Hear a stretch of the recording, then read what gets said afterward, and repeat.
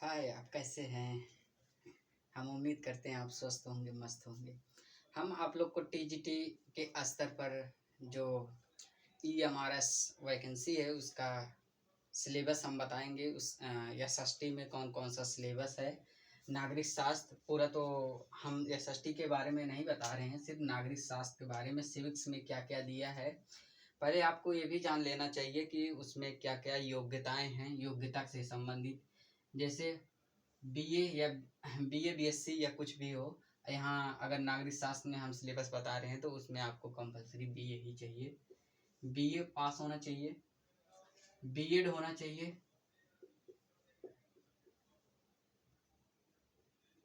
BEd, CTET, CTET second paper, ये आपकी योग्यता है। अगर आप सीटेट पास हैं तभी आप फॉर्म फिल कर सकते हैं, अन्यथा आप फॉर्म फिल नहीं कर सकते। नागरिक शास्त्र में सत्ता का बंटवारा, संघवाद, लोकतंत्र और विविधता, लोकतंत्र विविधता, लोकतंत्र और विविधता, राजनीतिक दल, चुनाव, लोकतंत्र के लिए चुनौतियां क्या हैं, लोकतांत्रिक संघर्ष और आंदोलन। आंदोलन जो रहेगा नेपाल और बोल्विया के परिप्रेक्ष्य में आपको देखना है। भारतीय परिप्रेक्ष्य में भी पूछा जा सकता है, आप लोग को ये ध्यान देना है। प्रजातंत्र की अवधारणाएं, उसकी विशेषता।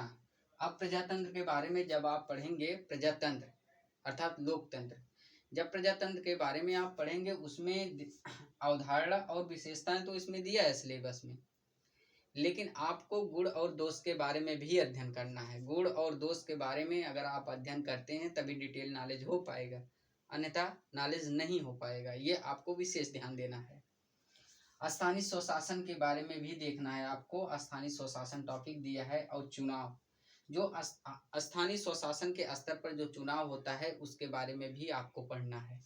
अब चुनाव देखो यहाँ भी दिया है चुनाव, इसमें ये राजनीतिक दल के बारे में दिया है जो केंद्र स्तर पर लड़ते हैं या राज्य स्तर पर। केंद्र और राज्य स्तर पर जो चुनाव होता है उस चुनाव के बारे में भी आपको पढ़ना है। और स्थानीय स्वशासन जो ग्राउंड लेवल पर होता है, जैसे ग्राम प्रधान का चुनाव होता है, उस स्तर का चुनाव के बारे में भी आपको पढ़ना है। और भारत और विश्व में जो लोकतंत्र हैं उसके बारे में भी आपको पढ़ना होगा। और भारतीय संविधान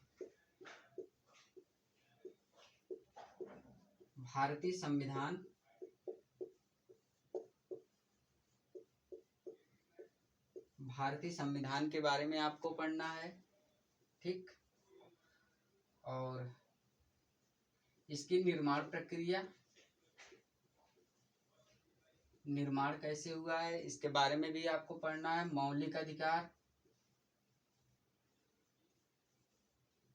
मौलिक अधिकार,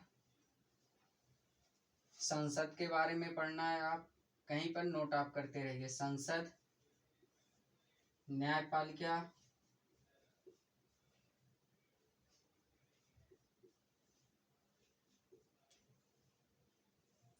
न्यायपालिका,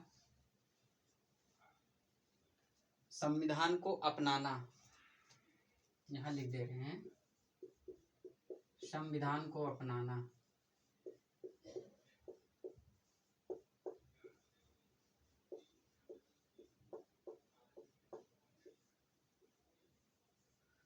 ये आपका टॉपिक है।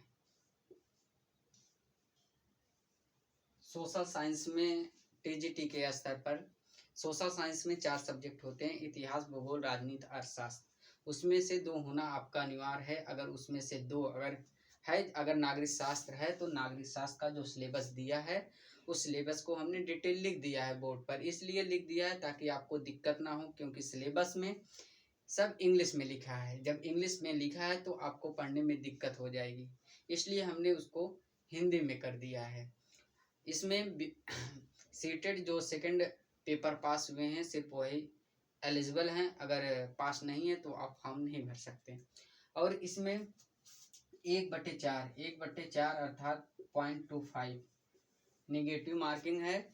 और ये इसका पेपर ऑफलाइन होगा, ऑनलाइन मोड में नहीं होगा, क्योंकि यूपी में सिर्फ एक ही जिला को सेंटर बनाने का उसमें दिया हुआ है, लखनऊ, अर्थात उत्तर प्रदेश दे दिया लखनऊ, या आप राजस्थान या बिहार के भी रहने वाले हों या मध्य प्रदेश या दिल्ली के, सब एक स्टेट में एक जिला दिया है, सेंटर दे रहा है।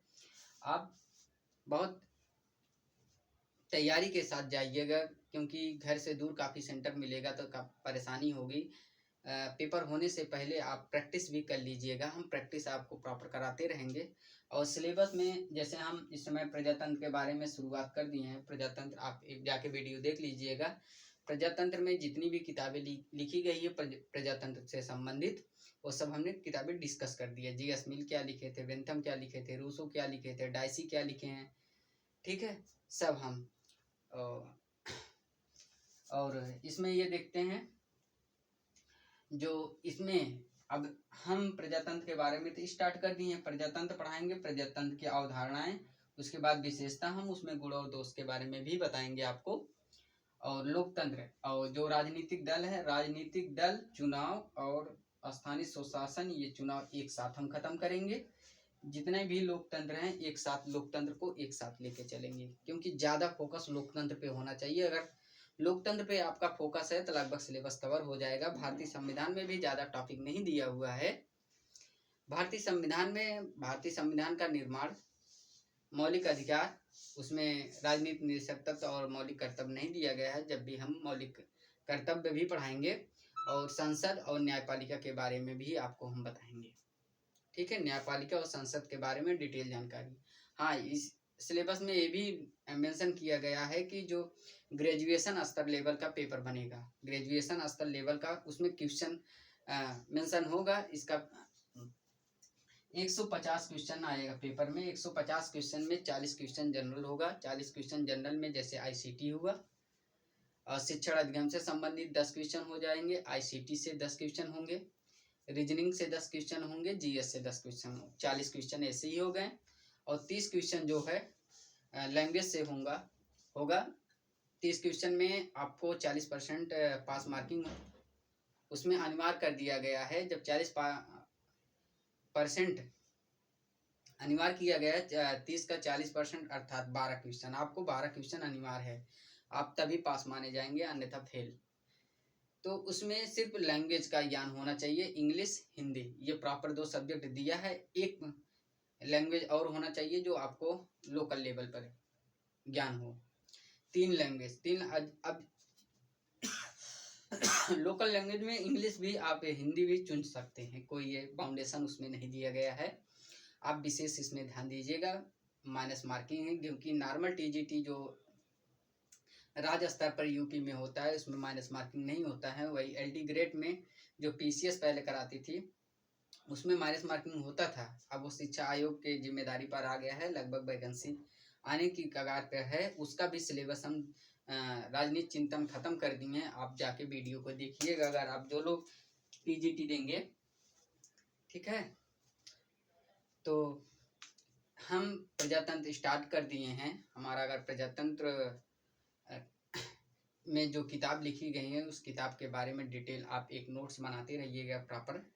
उस नोट्स में आप बार बार उसको रिवाइज करते रहिएगा, कौन कौन सी किताब लिखा गया है।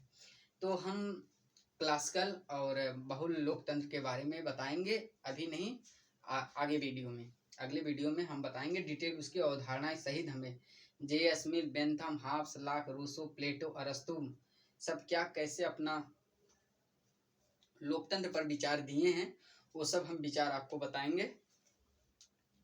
आप लगातार हमसे जुड़े रहिएगा। आप